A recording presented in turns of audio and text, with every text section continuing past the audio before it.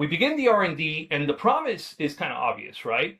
Human-like voice experiences that resolve everything I need 24/7, open tickets, essentially creating real business actions, right?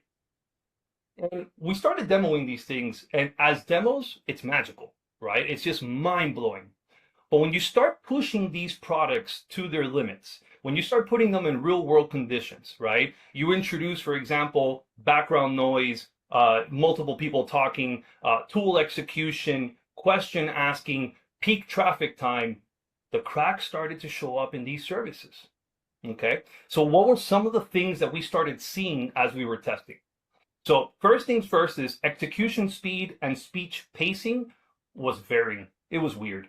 Okay, like I'd be in the middle of a call and sometimes things would be a little faster, sometimes it'd be a little slower. Throughout the day, I was having different experiences with the same vendor. I couldn't quite tell why it was varying. And by all means, I'm a telecom guy. Maybe I noticed a little bit more than the average person, but I could tell it was obvious.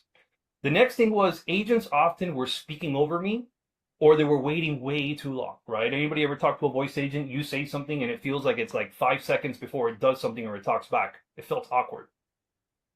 Now, at the moment, agents were sounding robotic, and we didn't know enough to know the difference, but we were thinking, man, we're using smart LLMs. Why does this thing sound robotic like this?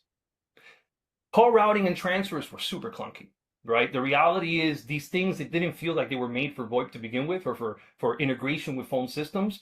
And typically you were forwarding to the PSTN, forwarding back, maybe using Twilio numbers. It wasn't something that was native to your communication system. And then the last thing is we ran into it. There were too many confident answers that were incorrect or fabricated, and that's what we call hallucinations. The interesting thing was they weren't necessarily edge cases. We ran into some or all of these problems with pretty much everyone that we tested. So that's where the engineering team gets involved and says, okay, why? Why is this happening? What is it that's making this behave this way? It's good, it's just not great. So this is what we observed. This is what we learned, okay?